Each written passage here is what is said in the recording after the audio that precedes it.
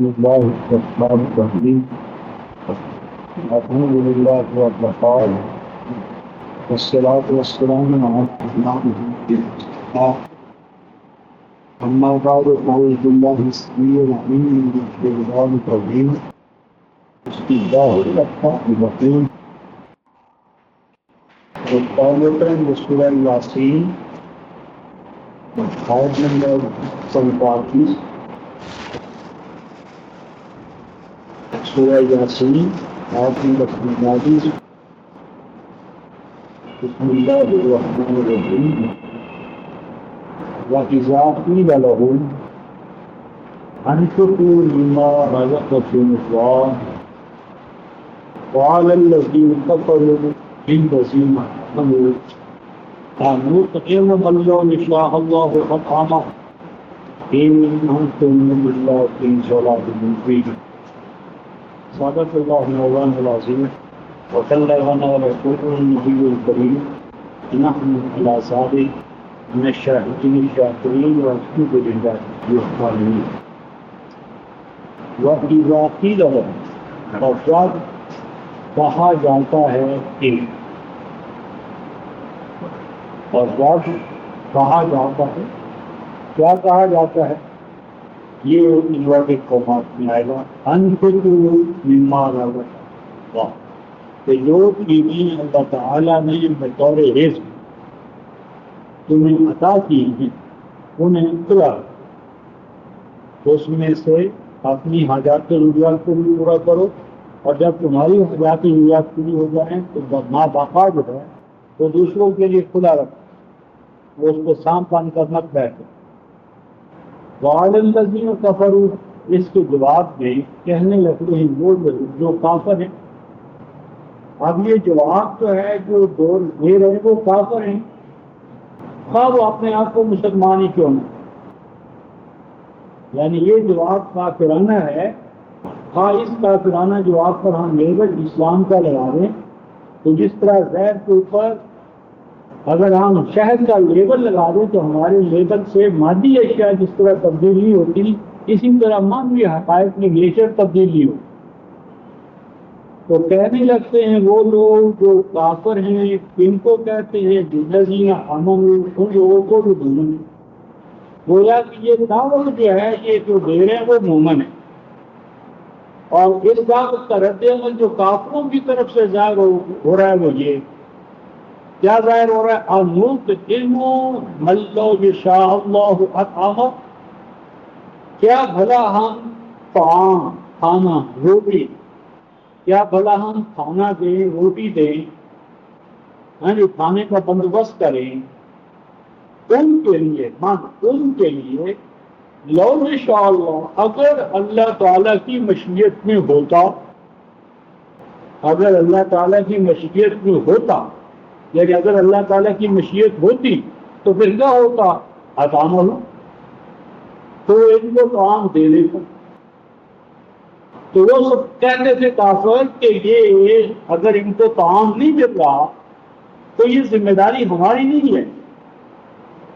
یہ کیا ہے یہ اللہ تعالیٰ کی مشیت ہے تو وہ ان کو نہیں دینا چاہتا ہمیں اس نے دیا غافر میں قرآن میں دیا ہم اغنیا میں ہو گئے یہ فقراء محتاج کچھ بھی ان کے پاس نہیں تو اس میں ہمارے ان کو لائبلٹی نہیں ہے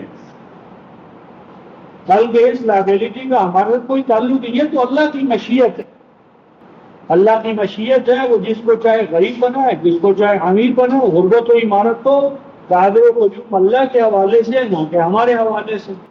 یہ کافروں کا جواب تھا. اب اس کے بعد اللہ تبارک و تعالیٰ اس کافرانہ جواب کے بارے میں ارشاد فرماتے ہیں کہ علم انتم الا فی ضلال مبین. تو یہ کہنا کہ بعض انسانوں کو اللہ غریب پیدا کرتا ہے یا غریب بناتا ہے اور بعض افراد کو امیر بناتا ہے اور امیر تر بناتا چلا جاتا ہے یہ جو کہنا ہے یا غربت و عمارت کو اللہ کی مشیت کے ساتھ جو وابستہ کرنا ہے ان انتم الا فی ضلال مبین یہ واضح طور پر گمراہی یہ واضح گمراہی، ضلال مبین، یعنی غربت و عمارت کو اللہ تعالیٰ کی مشیت کے ساتھ وابستہ کرنا اور یہ سمجھنا کہ غریبوں کو غریب اللہ نے بنایا ہے یا پیدا کیا ہے اور امیروں کو امیر اللہ نے بنایا یا پیدا کیا ہے، یہ قرآن حکیم کے حوالے سے ضلال مبین ہے، وہ واضح گمراہی ہے جس کے گمراہی ہونے میں کوئی شک نہیں۔ لیکن اس نعمت میں رفتہ محترم امت نے آج اپنے آپ کو جس دلدل یا جس مقام پر لا گرایا ہے، اس کے حوالے سے تو سارا ہمارا جو تقدیر کا تصور ہے تو غربت و عمارت پہلے سے سارا مشیت ہی کے ساتھ چل رہی ہے۔ نہ صرف یہ بلکہ ہدایت، ضلالت، گمراہ ہونا، ہدایت یافتہ ہونا، نیک اور بد ہونا، ذلیل اور عزیز ہونا، یہ تمام چیزیں جو ہیں یہ اللہ تعالیٰ ہی کی مشیت سے وابستہ کر دی گئی ہیں۔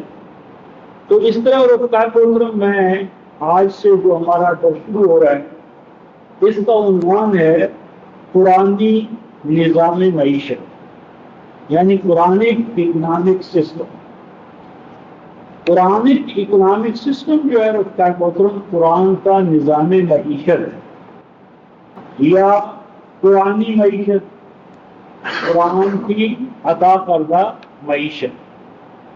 تو یہ جو قرآن کی عطا کردہ معیشت ہے رفتہ محترم، اس کے تین پلرز، اس کے تین بیسز ہیں، فاؤنڈیشنز ہیں، تین اس کے اساسی ستون ہیں کہ جن کے اوپر یہ قائم۔ اور ضمن میں پہلا تو پلر جو ہے وہ ہے اقدار معیشت، اقدار معیشت یعنی اکنامک ویلیوز، یعنی وہ ویلیوز، اقدار جو اللہ تبارک و تعالیٰ نے معیشت کے دائرے میں، معیشت کی اصلاح کے لیے، معیشت کے دائرے میں جو فساد ہے اسے دور کرنے کے لیے ہمیں عطا کی۔ پھر یہ معیشت کی یہ اقدار جو ہیں رفتہ محترم، ان کی آگے سب ڈویژن ہے، دو ہے، یہ دو قسمیں ہیں۔ ایک ہے ہائر ویلیوز جنہیں اقدار عالیہ این کے ساتھ، اقدار عالیہ ہائر ویلیوز، اور نمبر دو ہیں انسٹرومنٹل ویلیو، یہ عالیہ مدہ کے ساتھ۔ تو یہ دو ویلیوز ہیں، اقدار عالیہ اور اقدار عالیہ مدہ کے ساتھ۔ اس کے بعد دوسرا جو چیپٹر ہے قرآنی نظام معیشت کا، وہ ہے مینز آف معیشت، کہ وہ کون کون سی چیزیں ہیں کہ جن پر انسانی معیشت کا دار و مدار ہے، یعنی مینز اینڈ ویز، یعنی وہ اسباب، ذرائع، وسائل کہ جن پر معیشت کا سارا نظام قائم ہے، وسائل معیشت۔ اور تیسری چیز ہے وسائل معیشت کے ساتھ انسانی جدوجہد کا تعلق۔ وسائل معیشت کے ساتھ انسان کی جدوجہد انوالو ہوگی، را مٹیریل اللہ تعالیٰ کی طرف سے، اس را مٹیریل کے ساتھ انسان کی جدوجہد انوالو ہوگی، چھوٹی یا بڑی، غلط یا صحیح، اور اس سے کچھ اچیو ہوگا۔ تو جو اکنامک اسٹرگل کا اچیومنٹ ہے اس کی ڈسٹریبیوشن، یہ تیسرا چیپٹر اور اہم ترین چیپٹر، کہ جو وسائل معیشت سے عطا ہو، حاصل ہو، اس کو ڈسٹریبیوٹ کیسے کیا جائے۔ تو تین مرکزی عنوانات ہوئے، اقدار معیشت، وسائل معیشت اور تقسیم معیشت۔ اور یہ محترم ٹیکنیکل بن جاتا ہے درس، لیکن اس وقت امت مسلم اور عالم انسانی کو جو چیلنج ہے محترم وہ یہی ہے، تاریخ انسانی پر نظر ڈالیں، عرصہ دراز سے اسلام سے قبل اور اسلام کے بعد، یعنی بالخصوص نوع انسانی کا جو موجودہ دور جس میں ہم رہ رہے ہیں، تو اس میں معیشت کا ایک پہلا دور تھا جاگیردارانہ ملوکیت کا۔ پھر یورپ نے اس کے خلاف انقلاب فرانس میں بغاوت کی، پھر اس کے بعد روس میں انقلاب آیا، پھر چین میں آیا، اور روس کے انقلاب کے بعد میں دنیا نے کہا زمین پر جنت ارضی آ گئی ہے، سرخ جنت ہے، یہ ہے وہ ہے۔ لیکن ہم دیکھتے ہیں کہ 90 کی دہائی میں، یعنی 1917 سے 90 کا یہ کوئی یعنی مطلب ہے کہ 80 سال کا یا 75 سال کا یہ جو دور تھا، اس میں اس جنت کو کس طرح ہم نے پارا پارا ہو کے دیکھا، وہ جنت بنی بھی بگڑی بھی اور اب جو حال ہے وہ ہمارے سامنے ہے۔ تو سوال یہ ہے وقت محترم کہ یہ جنتیں بنتی اور بگڑتی ہیں تو کیوں ایسا ہو، اس میں کہاں گڑبڑ ہے؟ اور آج جو دنیا کا ورلڈ آرڈر جسے کہا جا رہا ہے امریکن ورلڈ آرڈر، اس کا کیا نوع انسانی کے لیے کوئی غلام ہے یا نہیں ہے؟ اور اگر نہیں تو نوع انسانی آج جس دنگل میں جس المیے میں آج دوچار ہے، اس سے نکلنے کا کوئی اللہ کا کلام ہماری رہنمائی کرتا ہے؟ اگر کرتا ہے تو وہ کیا ہے؟ تو یہ اصل میں مستقبل کے حوالے سے جو ہمارا ایک چیلنج ہے اور حال بھی ہم اسی کے اندر گزار رہے ہیں، تو یہ دراصل اس مسئلے کا ایک حل ہے کہ قرآن معیشت کے حوالے سے جو کون سی ایسی رہنمائی کرتا ہے کہ جو کارل مارکس، لینن، اسٹالن اور لینن ان سے بھی زیادہ بہتر ہے، اور اسی طرح آدم سمیت اور دوسرے کیننگز اور یہ جو لوگ بتاتے ہیں ریکارڈو وغیرہ، ان سے بھی یہ زیادہ سالڈ، مضبوط، مستحکم اور نوع انسانی کے اندر اخوت و مساوات پیدا کرنے کا باعث ہے۔ تو اس حوالے سے رفقان محترم ان مسائل کی ضرورت ہے۔ تو سب سے پہلے رفقان محترم اس بات کو سمجھ لیں، یہ جو ہمارے یہاں تصور ہے کہ غربت جو ہے یہ اللہ تعالیٰ کو بڑی پسند ہے، اور رسول پاک صلی اللہ علیہ وسلم فرماتے ہیں کہ الفقر فقری، کہ فقیر ہونا تو میرے لیے باعث فخر ہے، اور فقراء جو ہیں وہ اغنیاء سے اتنے عرصہ پہلے جنت میں چلے جائیں گے، اور فقیر، فقر اور غربت ان کے حوالے سے جو قصیدے ہمارے مشرق میں اور بالخصوص امت مسلمہ کے اذہان میں پیدا کیے گئے، یہ ڈالے گئے کہ سارے کا سارا رفتار کو خلاف قرآن تصور ہے۔ غربت اللہ تعالیٰ کے کلام کی روح سے عذاب ہے۔ کسی قوم کا غریب ہونا، معیشت کے حوالے سے، روٹی کے حوالے سے محتاج ہونا، یہ عزم کلام اللہ عذاب ہے، یہ کوئی فخر کی بات نہیں ہے۔ تو لوگوں کو عمارت کو جب انسان اللہ کے حوالے سے لیتا ہے تو کیا نقشہ بنتا ہے، یہ دوسرا عنوان ہے، تو ادھر ہم ابھی نہیں جا رہے۔ سب سے پہلے رفقان محترم وسائل معیشت، اقدار بعد میں کیونکہ جامع عنوان ہے اس کے آخری لیکچر کریں گے۔ پہلا ہمارا لیکچر ہے وسائل معیشت، یعنی وہ چیزیں جو اللہ تعالیٰ نے میری اور آپ کی زندگی کے حوالے سے جن کو سہارا قرار دیا ہے، وہ ان کی نوعیت کیا ہے۔ اس ضمن میں رفقان محترم قرآن نے سورہ الحجر، یہ 15ویں سورہ ہے رفقان محترم، اور یہ 316 صفحہ، 316 صفحہ،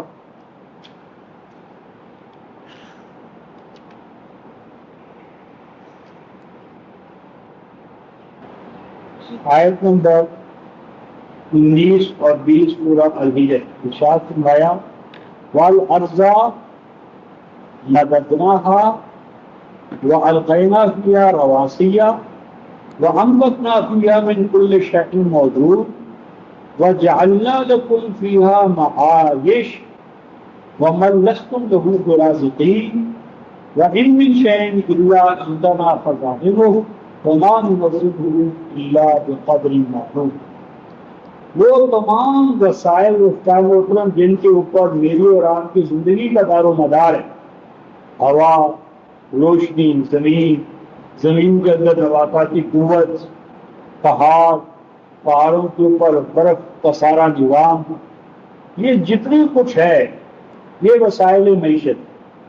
اس وسائل معیشت کے بعد میں اللہ کا یہ فرمان ہے 15-19 والارض مددناہا، فرمایا کہ جہاں تک زمین کا تعلق ہے اس کو یوں سمجھو کہ یہ بطور دسترخوان ہم نے تمہارے لیے بچھا، یعنی زمین کی حیثیت حضرت کلام اللہ دسترخوان کی ہے، یعنی اللہ تبارک و تعالیٰ میزبان ہے، تو اولین و آخرین کل نوع انسانی بلکہ کل مخلوق اللہ کی مہمان ہے، اور زمین کی حیثیت مائدہ، دسترخوان۔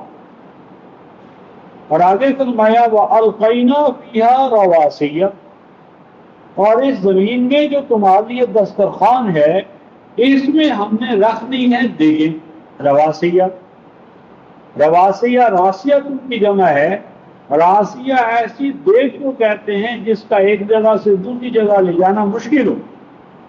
تو یہ جو پہاڑی صنفیں ہیں رفقائے محترم، پہاڑی صنفیں یہ پانی کے وسائل کے حوالے سے، واٹر ریسورسز کے حوالے سے، منرلز کے حوالے سے، یہ اللہ تبارک و تعالیٰ کی پیدا کردہ دیگیں ہیں، ان کی حیثیت دیگوں کی ہے۔ وَأَنبَتْنَا فِيهَا مِن كُلِّ شَيْءٍ مَّوْزُونٍ، اور ان دیگوں کے ساتھ ساتھ زمین میں جو دسترخوان ہے تمہارے لیے، تو اس میں ہم نے استعداد و صلاحیت رکھی ہے کہ اس میں ہر چیز جو پیدا ہوگی وہ کیا ہوگی؟ نفع تلے پیمانوں سے پیدا ہوگی۔ یعنی زمین میں نباتاتی قوت رکھی اور ایک سینس رکھا، شعور رکھا، انداز رکھا کہ جو تم ڈالو گے وہ نفع تلے ایڈمس اور نفی تلی چیزیں، اور اس ناپ کو پھر کبھی گڑبڑ نہیں ہوگی، نہ رنگ میں نہ ذائقے میں، ہر حوالے سے نفی تلی چیزیں تمہیں زمین سے ملیں گی۔ اور اے نو آدم وَجَعَلْنَا لَكُمْ فِيهَا مَعَايِشَ، اور ہم نے لکم تم سب کے لیے، لکم کا خطاب ہم سب کے لیے، جو قرآن کو اس وقت کے مخاطب تھے، جو آج ہیں، جو قیامت تک ہوں، ہم نے اس زمین میں اور ان وسائل میں جس کا ذکر ماقبل ہو رہا ہے رکھا ہے، ہم نے اس میں تم سب کے لیے کیا رکھا ہے رفقائے محترم؟ معايش۔ معايش جو ہے یہ مفاعل کے وزن پر ہے اور اس کا واحد ہے معشیہ، اور معشیہ کا روٹ ہے عین یشی، عیش۔ اور آپ حیران ہوں گے رفقائے محترم، عیش عربی میں روٹی کو کہتے ہیں، عیش کا معنی عربی زبان میں روٹی ہے، اور عیاش روٹی بیچنے والے کو کہتے ہیں، خباز۔ الذی یبیع الخبز فہو عیاش، عیاش کون ہے؟ روٹی پیدا کر کے بنا کر بیچنے والا عیاش ہوتا ہے۔ عیش روٹی اور عیاش روٹی فراہم کرنے والا کسان، اور عیش روٹی کے معیشت کیا ہے؟ روٹی کے وسائل، یعنی مینز آف مینٹیننس۔ تو اے نو آدم، ہم نے تم سب کے لیے اس زمین میں روٹی کا سامان رکھ دیا، اور فرمایا یہ صرف تمہارے ہی لیے نہیں ہے، اس پہ صرف تمہارا ہی حق نہیں ہے، ومان، اور اس پہ ان کا بھی حق ہے، لستم لہو برازقین، جو ابھی پیدا نہیں ہوئے، جو بعد میں آنے والے ہیں۔ یعنی زمین اور زمینی وسائل پر نہ صرف آج کی نو کا حق ہے، نسل کا حق ہے، بلکہ آنے والی نسلوں کا بھی حق ہے۔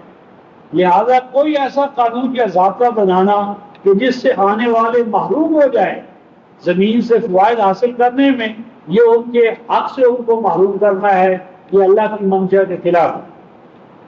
زمین پر نہ صرف موجودہ نسل کا، کل نوع انسانی کا حق ہے، بلکہ آنے والی نسل کا بھی حق ہے۔ اور فرمایا کہ دیکھو وَإِن مِّن شَيْءٍ إِلَّا عِندَنَا خَزَائِنُهُ، کوئی چیز نہیں ہمارے ہاں مگر وہ خزانوں کی شکل میں ہے۔ یعنی اللہ تعالیٰ نے نوع انسانی کو اس کائنات میں جمانے، قائم رکھنے، آگے بڑھنے کے جتنے وسائل درکار تھے، اور جتنے زیادہ ضروری تھے اتنی زیادہ مقدار میں پیدا کیے۔ ہوا کی سب سے زیادہ ضرورت تھی، ہوا سب سے زیادہ، روشنی، پانی، یا جتنی ضرورت تھی اس سے کہیں بڑھ کر خزانوں کی شکل میں ہم نے ان وسائل کو رکھا۔ لیکن وَمَا نُنَزِّلُهُ إِلَّا بِقَدْرٍ مَعْلُومٍ، لیکن ان خزانوں سے ہم تمہیں کتنا دیتے ہیں، کیسے دیتے ہیں؟ اور ہم تمہیں یا نازل کرتے یا عطا کرتے ان خزانوں سے بے قدر، ایک ایسے پیمانے کے ذریعے، ایسی ویلیو کے ذریعے، ایسے وسائل اور ذرائع کے معلوم میں نون جن کا تو تم علم حاصل کر سکتے ہو۔ علامہ آدم الاسماء اللہ، اس زمین میں سب کچھ ہم نے تمہارے لیے رکھا، پہاڑوں میں رکھا، پورا کائنات میں رکھا، لیکن اس زمین میں تمہیں متعلقہ برانچ آف نالج کا علم حاصل کرنا پڑے گا، اور جتنا تم متعلقہ علوم کو حاصل کرتے چلے جاؤ گے، اپنی استعداد علمی میں اضافہ کرتے چلے جاؤ گے، ہمارے خزانوں سے جو تمہیں عطا ملتی ہے اس میں خود بخود یعنی اضافہ ہوتا چلا جائے گا۔ یہ وہی سہرائے عرب ہے تو جس پر ہمارے باپ دادا بھیک مانگتے تھے، اور اسی جیالوجی کا طبقات و بیس کا علم جب آیا تو اب وہ خیال گولڈ ہمارے پاس آ گیا ہے۔ تو بقدر معلوم، جتنا تم علم میں اضافہ کرو گے اتنا اس کے اندر سے تمہیں عطا جو ہے اس میں اضافہ ہوتا چلا جائے گا۔ اور ایک اور آیت دیکھتا رستا محترم کے سورہ حامیم سجدہ پر پہنچتے ہیں، یہ 182 صفحہ رستا محترم سورہ الاعراف، سورہ الاعراف 7ویں سورہ آیت نمبر 10۔ ان دونوں آیتوں سے جو بات میں آپ کے سامنے رکھنا چاہتا ہوں وہ یہ کہ زمین، پہاڑ، کائنات اور یہ جتنی بھی وسائل ربوبیت ہیں یہ انفرادی ملکیت ناجائز ہے۔ یہ کل نوع انسانی کی ربوبیت اور معیشت کے لیے ان کو پیدا کیا گیا ہے، بس کل نوع انسانی کے لیے سے کھلا رہنا چاہیے۔ یہ آیت نمبر 10 ہے 182 صفحے پر، وَلَقَدْ مَكَّنَّاكُمْ فِي الْأَرْضِ، کہ ہم نے تم سب کے سب کو زمین میں تمکن عطا کیا ہے۔ یہ تمکن فی الحال کسی خاص قوم کے لیے نہیں ہے، تمکن فی الحال کل نوع انسانی کے لیے۔ اور آگے فرمایا رفقان محترم وَجَعَلْنَا لَكُمْ فِيهَا مَعَائِشَ، کہ اللہ کے بعد لکھو، اور تم سب کے سب کے لیے ہم نے پیدا کیا ہے اس میں زمین میں کیا پیدا کیا ہے؟ معائش، معیشت، زندگی کے لیے وسائل، زندگی گزارنے کے اسباب، ذرائع، یعنی زمین اور زمین کے اندر جو کچھ پیدا کیا گیا ہے یہ صرف کسی ایک فرد، گروہ یا طبقے کے لیے نہیں ہے، یہ کل نوع آدم کے لیے، کل نوع انسانی کے لیے، کل امت مسلمہ کے لیے ہے۔ اور آگے ارشاد فرمایا گیا رفقان محترم قلیلا ما تشکرون، لیکن تم کیا کر رہے ہو؟ ان وسائل معیشت کو پا کر تو شکر کے کرنے میں فیل ہو رہے۔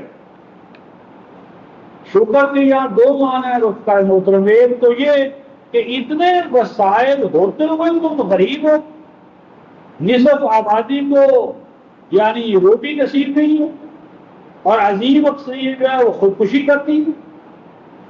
اتنے وسائل اور امکانات نوع آدم کے ہاتھ میں، اور پھر نوع آدم جو ہے وہ بیکاری ہو، خودکشی کرے، بھوکی رہ جائے۔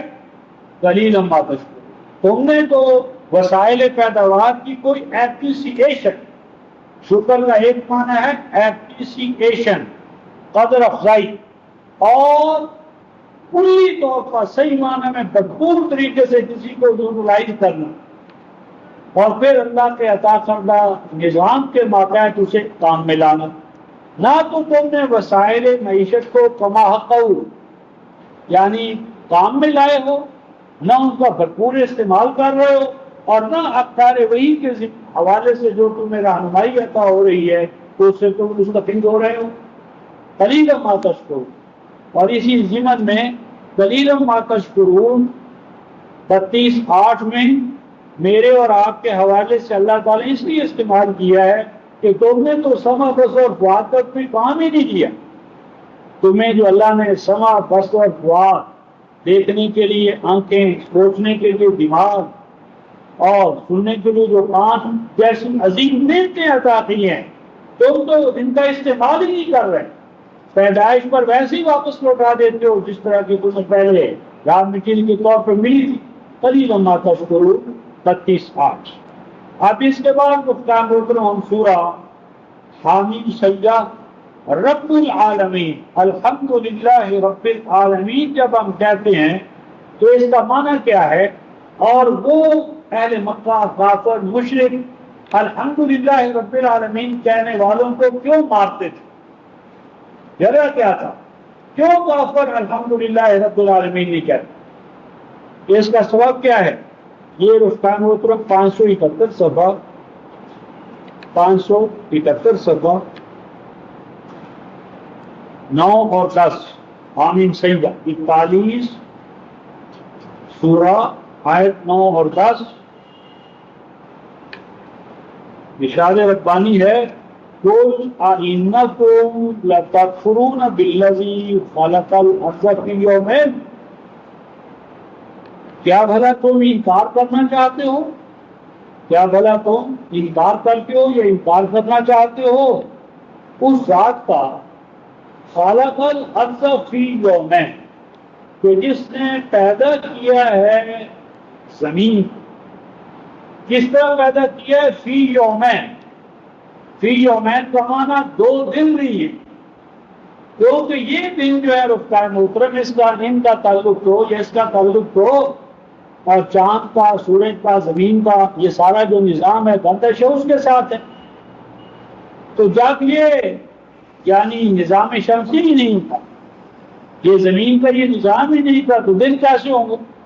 لہذا یوم پیریڈ کے معنی میں پیریڈ، ایپت، ایرا، دور اور سٹیجز، اور قرآن میں سورہ ابراہیم میں اسی سینس میں یہ استعمال ہوا ہے۔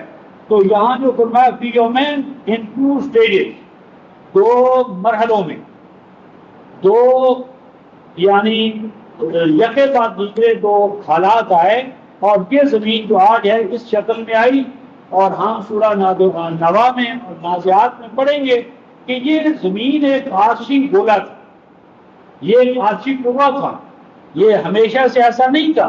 پھر اس پر بارشوں کا نظام آیا، پھر اس پہ ایک نباتاتی دور آیا ہیبیٹیشنز کا، اور اس نباتی دور کا ایک تیسرا مرحلہ آیا کہ جس میں بشر جو ہے اس کی نمود ہوئی۔ تو یہ یومین 2 مراحل میں اس زمین کو اس قابل کیا، اور آگے فرمایا وَتَجْعَلُونَ لَهُمْ أَنْدَادًا ذَلِكَ رَبُّ الْعَالَمِينَ، یہ رب العالمین ہے، رب العالمین کہ جس نے زمین کو تدریجی طور پر تمہارے لیے نشو و نما کے حوالے سے، معیشت کے حوالے سے سازگار بنایا۔ اور دیکھو اس رب العالمین کے مقابلے میں اپنے لیے رب نہ تراشو، رب نہ کرو، رب ایک ہی ہے رب العالمین۔ تو اس رب العالمین کے ساتھ ساتھ ارباب نہ بناؤ۔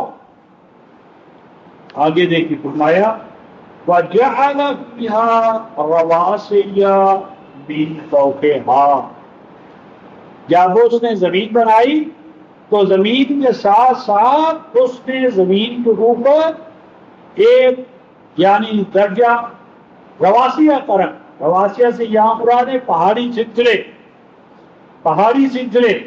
اور یہ جو پہاڑی سلسلے ہیں ان کے کیا منافع ہیں؟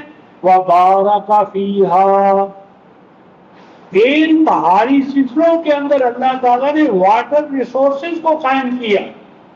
بارہ کا برکہ سے ہے، برکہ کہتے ہیں حوض کو جو پانی سے لبالب بھرا ہو۔ یہ پہاڑی سلسلے زمین کے لیے کیا ہے؟ Water works, reservoir. ایک واٹر ورکس پر، ریزروائر پر تمہاری معیشت کا دار مدار ہے۔ ان پہاڑی سلسلوں کو ایک پانی کے واٹر ریسورسز سے مالا مال کیا۔ مزید کیا فرمایا کہ میں نے کہا تھا رواسیہ کا کیا معنی ہے؟ دیکھیں کیا ہے؟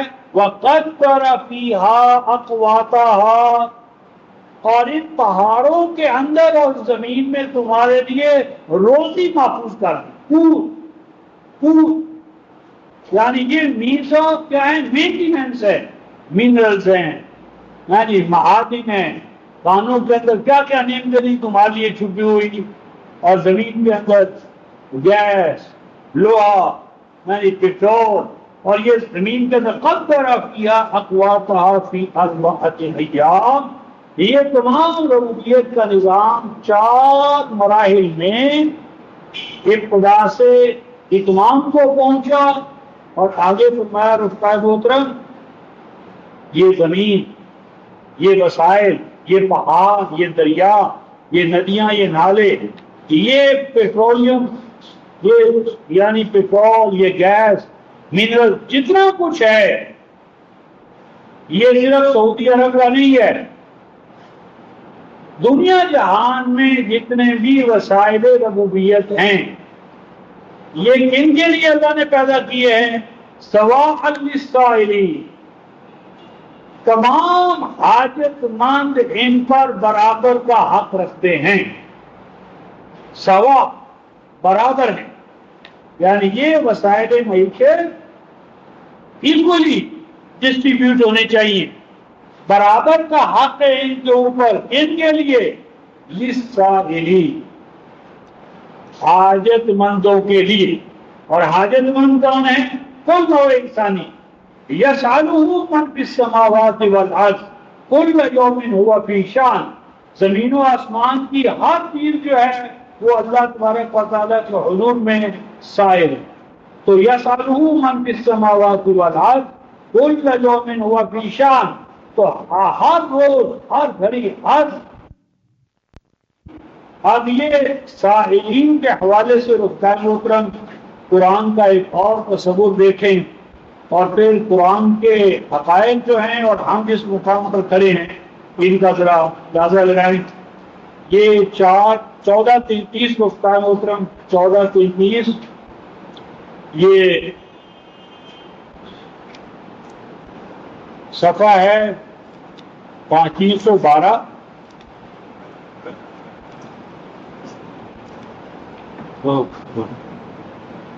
پانچ 312 صفحہ،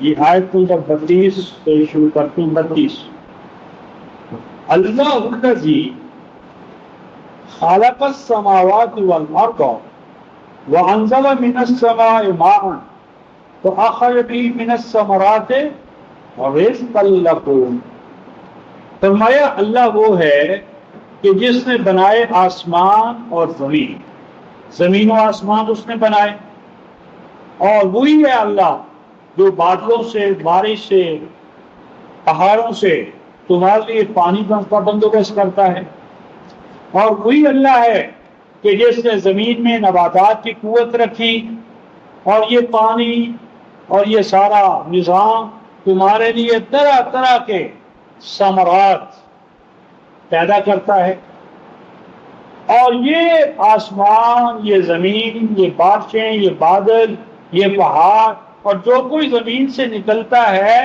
یہ کیا ہے؟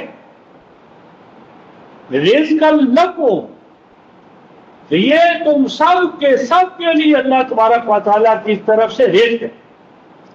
حدیث کو 36-47 کے ساتھ ملائیں، انفقوا مما رزقکم اللہ، یعنی یہ پہاڑ، یہ زمین، یہ جتنے بھی سلسلے ہیں ان کو کھلا رکھو، اپنی حاجت و ضرورت کو پورا کر لو، اور اپنی ضرورت کو پورا کرنے کے بعد ان کو لوٹاؤ کہ جن کی ان سے حاجت وابستہ ہے، رزق ہے تم سب کے لیے۔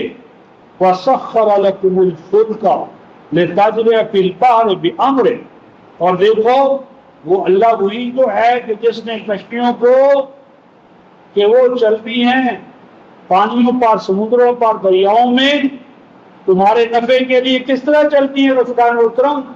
بِأَمْرِهِ بھی۔ اب یہ امر کا جو لفظ ہے رفقائے محترم اس کی وضاحت 45-12 میں بڑی زبردست طریقے سے ہوئی ہے۔ 45-12 کیا ہے کہ وہ پانی، سمندر، دریا، کہ اگر آپ اسے رفقائے محترم چھوٹی سی سوئی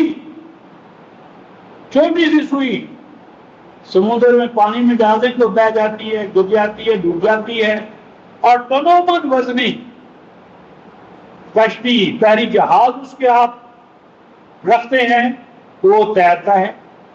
بِأَمْرِهِ کا یہاں معنی قانون ہے، یہ کوئی قانون ہے کہ جس قانون کے تحت بحری جہاز تیرتے ہیں اور چھوٹا سا سوئی کا ایک ابتدائی ذرہ سوئی وہ ڈوب جاتی ہے۔ اس کے پیچھے ایک قانون ہے، جنہوں نے وہ قانون جان لیا انہوں نے اپنے آپ کو آگے، اور جو نہیں جانے وہ پیچھے۔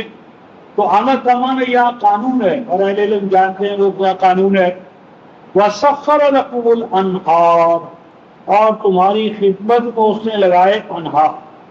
ابھی سخر پر بحث نہیں کر رہا، رکھتا ہے محترم، اللہ کا کلام لفظ ایک ایک مقام پر نہیں، ایک ایک حرف میں اور حرف کی زیر زبر میں حقائق و معانی کی دنیا رہا۔ اب سخرہ کے ایک لفظ پر آج وہ قرآن بحث کرے اس مقام کے حوالے سے، اور لیل و نہار کے بارے میں۔ اب انہار کیا ہیں؟ مسخر ہیں۔ کیا معنی؟ تین دریاؤں میں بند باندھے، ہیڈ ورکس بنائے، پانی نیچے لے جائیں اوپر لے جائیں۔ وہ قومیں بھی ہیں رفتار محترم کہ جنہوں نے اپنے پانیوں کو، یلو ریور کا پانی جو سمندر میں گرتا ضائع ہو رہا تھا، اس پر بند باندھ کر حوض در حوض بناتے ہوئے چٹیل پہاڑوں کے اوپر پانی پہنچا کر اور وادیوں سے زرخیز زمین پہاڑوں پر منتقل کر کے چٹیل بنجر جن پر کوئی روزگی نہیں تھی ان کو انہوں نے گلو گلزار بنا لیے، وہ بھی ہیں۔ اور وہ قومیں ہم ان میں شامل ہیں کہ پانی ضائع ہو رہا ہے، کوئی قیمت ہی نہیں ہے، زمین ضائع ہو رہی ہے، کوئی قیمت ہی نہیں ہے۔ تو سخر لکم الانہار، یہ دریا تمہارے لیے مسخر ہیں۔ اور آگے قرآن اور بھی ایک لفظ کہتا ہے رفقہ محترم، وَسَخَّرَ لَكُمُ الشَّمْسَ وَالْقَمَرَ، یہ قمر اور یہ چاند یہ بھی تمہارے لیے مسخر ہے۔ کہ جس طرح گویا کہ انہار سے استفادے کے لیے انہار کا متعلقہ علم حاصل کر کے ہم ان کو کنٹرول کر سکتے ہیں، ان کی حدت و حرارت سے بچ سکتے ہیں، اے سی بنا کر، یعنی باندھ کر کیا تو لیل و نہار کا یہ نظام، شمس و قمر کا یہ نظام یہ بھی مسخر ہے۔ اور صرف اسی بات رفتار کو لیکچر دینے کے لیے الگ ایک عمل ہے کہ لیل و نہار اور شمس و قمر ان کو بھی قرآن تصویر کے ماتحت لاتا ہے، اور اس تصویر سے کائنات کا اگلا نقشہ کیا ہوگا اہل علم اس کا تصور کر سکتے ہیں۔ دائیں مسلسل و قیام تمہاری خدمت میں لگے ہیں۔ وَسَخَّرَ لَكُمُ اللَّيْلَ وَالنَّهَارَ، اور یہ لیل و نہار بھی ابدی نہیں ہیں، ان کو بھی تم مسخر کر سکتے ہو، کنٹرول کر سکتے ہو، کام میں لا سکتے ہو۔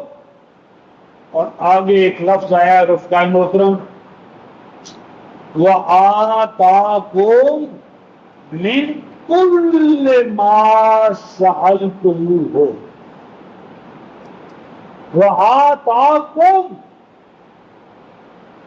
اور وہ اللہ تو عطا کر چکا تمہیں، وَآتَاكُم، اور وہ اللہ عطا کر چکا تمہیں، دے چکا تمہیں۔ کیا دے چکا رفقہ محترم؟ مِن كُلِّ مَا سَأَلْتُمُوهُ، جس چیز کی حاجت و ضرورت نوع آدم کو ہو سکتی تھی، اللہ نے قبل از وقت کو سب کچھ کائنات فطرت کی شکل میں تمہیں دے دیا ہے۔ تمہاری ہر ڈیمانڈ کا، ہر مانگ کا جواب کائنات فطرت میں موجود ہے۔ جو ہم دعائیں مانگ رہے ہیں، کیا دعائیں مانگ رہے ہیں؟ ہماری ہر پکار کا جواب اللہ پہلے فراہم کر چکے۔ آتاکم، وہ اللہ تو پیشگی عطا کر چکے، من کل ما سألتموہ، جس چیز کی تمہیں ضرورت ہو سکتی تھی۔ اور آگے فرمایا وَإِن تَعُدُّوا نِعْمَتَ اللَّهِ لَا تُحْصُوهَا إِنَّ الْإِنسَانَ لَظَلُومٌ کفار، ہم تو انسان کو اتنا دے چکے ہیں، اتنی اپنی نعمتیں عطا کر چکے ہیں کہ اگر یہ کمپیوٹرائز نظام کے تحت بھی ان کو شمار کرنا چاہے، ایک تربوز پر اس کے جو امکانات ہیں، ایک خربوزہ اس میں جو امکانات ہیں، اگر انہی کو شمار کرنا چاہو لا تحصوها، لیکن ان الانسان لَظُلُومٌ كَفَّارٌ۔ اتنا کچھ انسان کو مل گیا اور اس کے باوجود انسان ظلم کر رہا ہے ایک دوسرے پر۔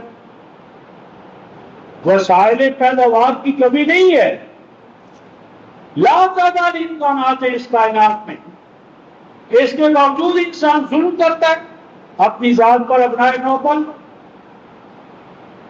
کیوں کرتا ہے رفتار محترم؟ غفار،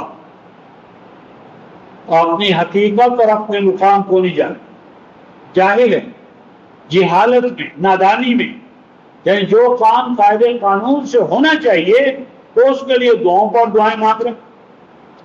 13-14 میں سورہ رات کے آیت نمبر 14 میں اللہ نے مثال دی ہے ایک ایسی گمراہ قوم کی کہ جو پانی کے کنارے کھڑی دعا مانگ رہی ہے۔ کیا دعا مانگتی ہے؟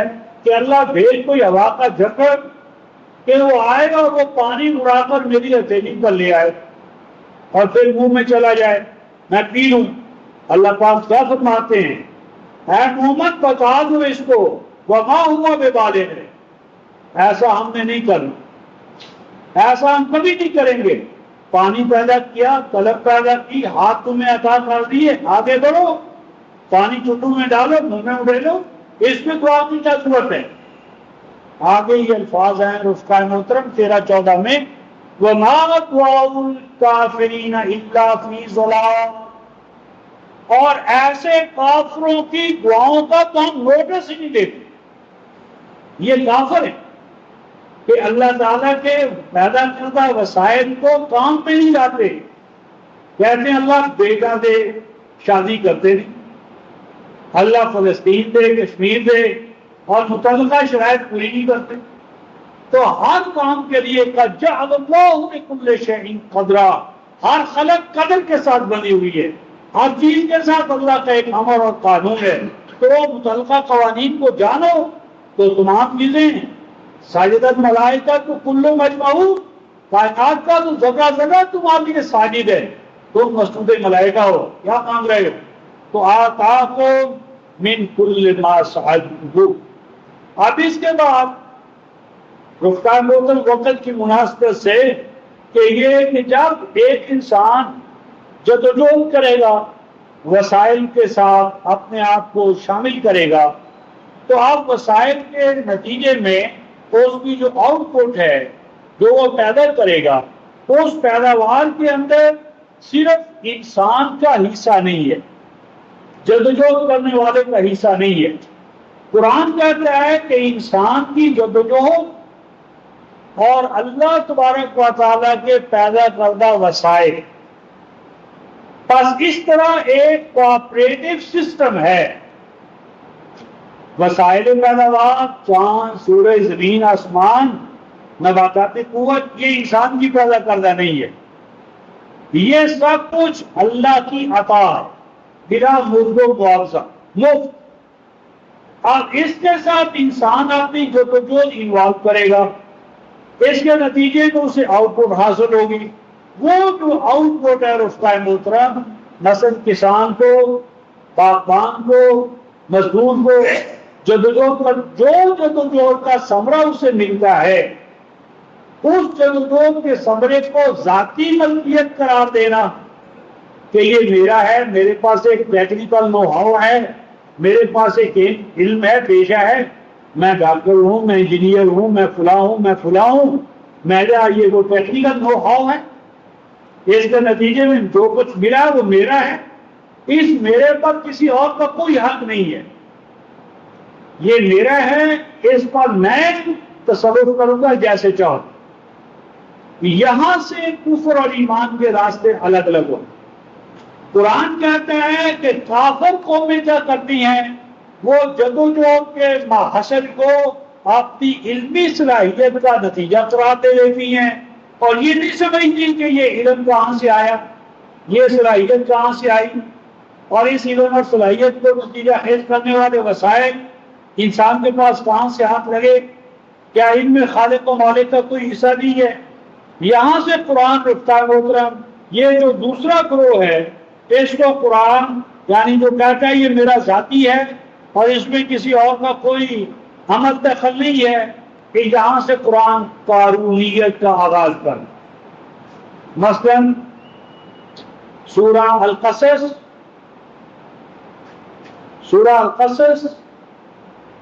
472 صفحہ آیت نمبر 78۔ قرآن قارون کو نمائندے کے طور پر پیش کرتا ہے سرمایہ دارانہ مینٹیلٹی، یعنی کیپٹلسٹک مینٹیلٹی جو ہے اس کا نمائندہ فرد قرآن میں قارون ہے۔ یہ تین ہے رفقائے محترم نوع انسانی کے دشمن، فرعون، حامان اور قارون۔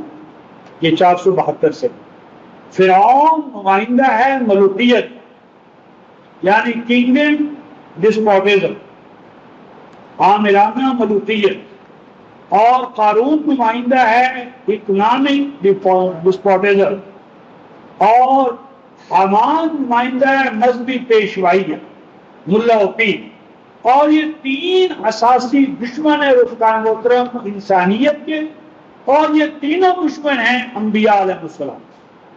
ان میں سے ایک دشمن اس وقت ہمارے سامنے آتا ہے، سورہ القصص آیت نمبر 78 472 صفحہ، جب اسے کہا گیا قارون کو کہ جو کچھ تمہارے پاس ہے اس سے خود بھی فائدہ اٹھاؤ اور جو تیری امت کے قوم کے انسانیت کے افراد دائیں بائیں محتاج ہیں تو ان کا بھی حق ادا کرو۔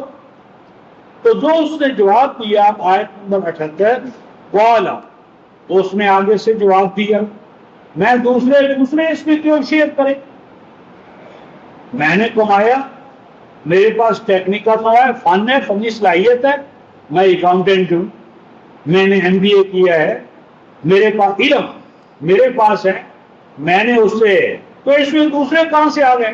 کہا اس نے انما اوتیتہ علی علم عندی،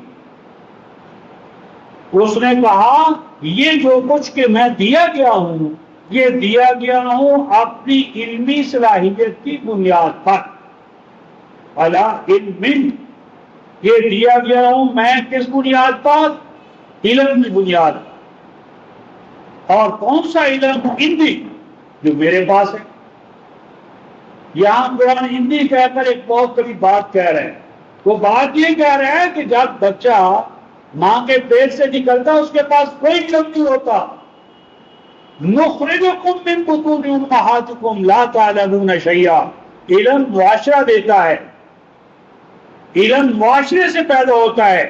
ڈاکٹر، انجینئر، اکاؤنٹنٹ، MBA کہاں سے بنتے ہیں؟ معاشرہ۔ اور معاشرہ کیا ہے؟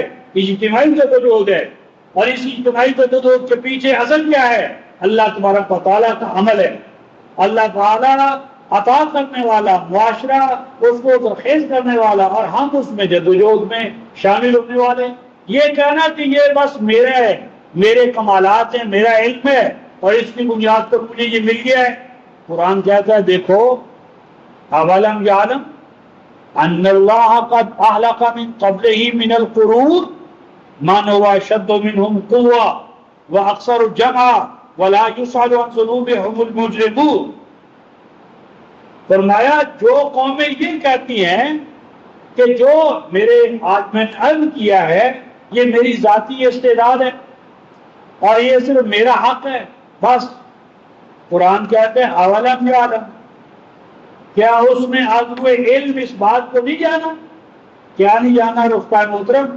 ان اللہ قد اہلک من قبلہ من القرون، کہ ایسی امتیں کہ جنہوں نے وسائل پیداوار کو اور اس کے محاصل کو اپنا ذاتی استحقاق سمجھا، ان کو اللہ نے ہلاک کر دیا، تباہ و برباد ہو گئی۔ اور وہ قوم من هو اشد منهم قوة، جو ان سے کہیں بڑھ کر، یعنی فرعون سے بڑھ کر کون ہے؟ فرعون، اور قارون سے حامان، مذہبی پیشوا، سیاسی مدبرین۔ تو جو ذاتی مفاد پرستی کا نظام بنائیں گے، انفرادی مفاد پرستی، جماعت اور اجتماع کو نظر انداز کریں گے، قرآن کہتا ہے وہ ہلاک ہوئے، وہ اکثر جمع، ان کی بڑی بڑی جمعیتیں، جماعتیں، ایسوسیشنز، انجمنیں کچھ کام نہیں آتی. وَلَا يُسْأَلُ عَنْ ذُنُوبِهِمُ الْمُجْرِمُونَ. اور ایسے مجرموں کو جب کٹہرے میں کھڑا کیا جاتا ہے، حساب کتاب آتا ہے، تو ان میں سے کوئی بھی جو ہے وہ ان کے ساتھ کھڑا نہیں ہوتا، تباہ و برباد کر دیے جاتے ہیں. اور یہ جو تاریخ کا بنیادی مسئلہ ہے رفقا محترم، اس کو میرے اور آپ کے حوالے سے قرآن حکیم نے بیان کیا ہے سورہ زمر اور آیت نمبر 49، 39، 49، 555 صفحہ، 555 صفحہ.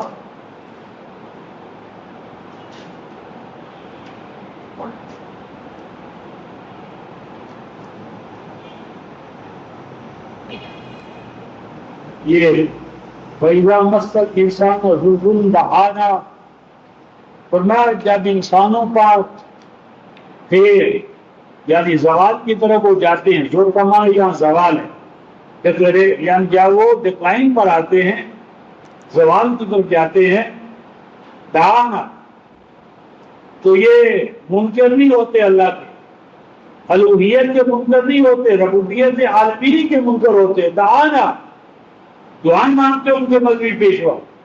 ثم اذا قبلناه نعمة منا، اور جب کبھی ایسا ہوتا ہے کہ ہم ان کو کسی نعمت سے نوازتے ہیں، جب ان پر نعمتوں کی بارش ہوتی ہے، سازگاریاں آتی ہیں، خوشحالیاں آتی ہیں، تندرستی کو ہم خوشحالی میں تبدیل کر دیتے ہیں، تو کیا کہتا ہے؟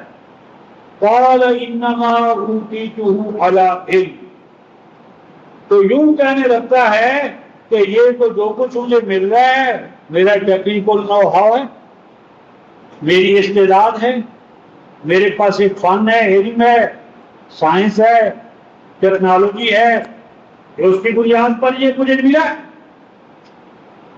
قرآن کیا کہتا ہے؟ بَلْ هِيَ فِتْنَةٌ، فرمایا کہ یہ کہنا کہ جو کچھ مجھے ملا ہے بس یہ میری علمی صلاحیت ہے، مجھے مل گیا ہے، کہ یہ وہ مینٹیلٹی ہے جو امتوں کو مفتون کر دیتی ہے. فتنہ، فاتنہ کا معنی ایک کیا ہے؟ بِأَيِّكُمُ الْمَفْتُونُ، عقل کا، شعور کا، ادراک کا کھویا جائے. اس سے انسان پھر مال و دولت کے لیے اندھا ہو جاتا ہے، نہ کوئی اخلاقی قدریں رہتی، نہ دین رہتا ہے، نہ انسان رہتا ہے. انسان درندہ بن جاتا ہے، ظلم اور استحصال کا چیمپئن بن جاتا ہے، بھوک پیدا کر کے ان کو لوٹتا ہے. یعنی کتنا بڑا المیہ ہے رفقا محترم یہ دور. یعنی پاکستان سے پہلے ایسے ہندو ڈاکٹر تھے رفقا محترم کہ جو اگر 4 دن اپنے لیے تو 2-3 دن قوم کے لیے غربا کے لیے رکھ دیتے تھے. اور آج ہم اس مقام پر ہیں رفقا محترم، ہمارے دروازے کے سامنے ایڑیاں رگڑ رگڑ کر کوئی مریض ہمارا بھائی کلمہ کو بھائی مر رہا، لیکن جیب میں فیس نہ ہو، ہم اپنے کلینک کا دروازہ نہیں کھولتے. اور اگر قوم والا مال والا آ جائے تو پورا کلینک اس کے لیے ضرور کر دیں گے. مسئلہ کیا ہوگا کہ ہضم کا نظام ٹھیک نہیں ہے، بے بدہضمی ہے، پورا کلینک اسپتال حاضر ہے، بیچارہ موت و حیات کی کشمکش میں دروازے پر ایڑیاں رگڑ کر مر رہا ہے، لیکن جیب میں پیسے نہیں، نکل جاؤ کوئی جواب. یہ ایک پیشی کا حال نہیں ہے رفقا محترم. اول سے آخر تک پوری پیٹرن زندگی کا پیٹرن اس پر ڈھل گیا ہے ہمارا. بَلْ هِيَ فِتْنَةٌ، ورنہ انسان یا يَتَخَبَّطُ الشَّيْطَانُ مِنَ الْمَسِّ، انسان سانپ کی طرح زہریلا ہو جائے. جس طرح سانپ کا ڈر سے ہوگا پھر پانی نہیں مانگتا، تو اس نظام کے ڈر سے وہ ہزاروں ایک کامیاب ہوتا ہے اور ہزاروں کے لیے وہ ناکامیوں کا باعث بنتا ہے. سرمایہ دارانہ نظام میں کوئی نفع خالص نہیں ہے، ایک ایک نفع ہزاروں کا کاروبار ٹھپ کر کے تباہ کر کے آگے بڑھتا ہے. فتنہ وَلَٰكِنَّ أَكْثَرَهُمْ لَا يَعْلَمُونَ، 1400 سال پہلے بھی یہ حال تھا رفقائے محترم، اور اس امت کا آج بھی یہی حال، وَلَٰكِنَّ أَكْثَرَهُمْ لَا يَعْلَمُونَ۔ آج بھی اکثریت اس بات کو نہیں مانتی، آج بھی وہ یہی کہتے ہیں کہ بھائی ہماری قابلیت ہے، ہماری جدوجہد ہے، استعداد ہے کہ ہمیں ملا ہے، اس میں دوسروں کو کیا ملتا۔ تب قال الذین من قبلہم، قرآن کہتا ہے افتتونہم، تم کوئی پہلی دفعہ اس دنیا میں ظاہر ہوئے ہو، یعنی ریکارڈ و آدم سمیت اور یہ جتنے معاشین ہیں، وَقَدْ قَالَ الَّذِينَ مِن قَبْلِهِمْ، تم سے پہلے بھی بڑے گپ باز آئے ہیں انسانیت کو گمراہ کرنے کے لیے، یہ قوم کہتے رہے ہیں وہ جو تم سے پہلے گزرے ہیں، اور یاد رکھو فَمَا أَغْنَىٰ عَنْهُمْ مَا كَانُوا يَكْسِبُونَ، فرمایا جو کسب کیا انہوں نے اس کسب سے کسی درجے میں ان کو سیٹسفیکشن نصیب نہیں ہوئی۔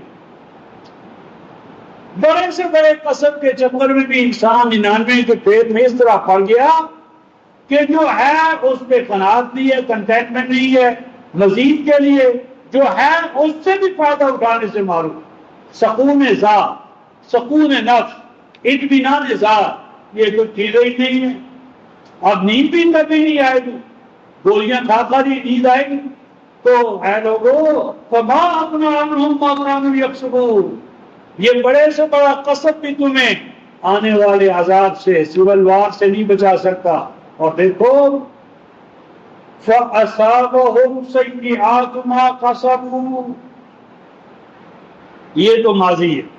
فرمایا تاریخ کے صفحات دیکھو، رومن امپائر سے لے کر آپ کا مجوس کا، دنیا جہان کے امپائر کو تم دکھاؤ، تاریخ دیکھو، ان کا حشر کیا ہوا، کس طرح عدم توازن نے ان کو تباہ و برباد کیا۔ یہ ماضی کی بات نہ سمجھو، کیا فرمایا والذین ظلموا من هؤلاء، یہ ہے قرآن، صرف ایک بات نہیں کرے گا، ماضی کی بات سنا کر نہیں، والذین ظلموا من هؤلاء، اور آج جو قومیں موجود ہیں اور جو آج موجود ہیں، اس وقت سامنے مشرکین مکہ تھے، یہود تھے، بنو قریظہ تھے، بنو نذیر تھے، رومن امپائر تھا اور مجوس تھے، والذین ظلموا من هؤلاء، اور آج کے وجود میں سے جو اسی ظلم کی روش کو اختیار کریں گے، سن لے سیصیبہم سیئات ما کسبوا، یہ نہ سمجھ لیں کہ ان کے بعد میں اللہ ان کو رخصت دے چکے ہیں، یہ اللہ اس کائنات سے روک کر عرش پر جا بیٹھا ہے، زمین اب تمہارے ہاتھ میں دے دی ہے، جو چاہو کرو، نہیں، سَيُصِيبُهُمْ سَيِّئَاتُ مَا كَسَبُوا، تمہارا یہ سرمایہ دارانہ نظام آن قریب تمہارے لیے مصائب و آلام کا باعث بنے گا۔ اور آگے ایک لفظ ہے رفقائے محترم، اور یہ ہے قرآن، وہ کیا وَمَا هُمْ بِمُعْجِزِينَ، نہ ماضی والے اللہ کے اس قانون کو توڑ سکے اور توڑنے کے بعد کانسیکوینسز سے اپنے آپ کو بچا سکے، اور نہ تم ایسا کر سکو، وَمَا هُمْ بِمُعْجِزِينَ، اور نہیں ہے یہ اللہ کو اس کے نظام کو کیا روکنے والے، اس کو ناکام کر کے دکھانے والے۔ اور آگے آیا اَوَلَمْ يَعْلَمُوا، کیا انہوں نے اب تک نہیں جانا، کیا نہیں جانا، أَنَّ اللَّهَ يَبْسُطُ الرِّزْقَ لِمَن يَشَاءُ وَيَقْدِرُ، آیت آگے یہ رفتار محترم، اگلے جنوات کو مزید اس کی وضاحت کروں گا۔ لفظی ترجمہ دیکھیں جو روایتی ہمارے یہاں کیا گیا ہے، ترجمہ ہم یہ کرتے ہیں، بے شک اللہ بڑھا دیتا ہے رزق جس کے لیے اللہ وہ چاہتا ہے، جس کے لیے اللہ چاہتا ہے بڑھا دیتا ہے، وَيَقْدِرُ، اور جس کے لیے چاہتا ہے کام کر دیتا ہے اللہ۔ اگر رفقائے محترم یہ ترجمہ صحیح ہے تو اب یہ آیت مکمل نہیں ہوئی، یہ آیت مکمل نہیں. اور ترجموں کو پرکھنے کا ایک اصول سمجھنے رکھا ہے محترم 482.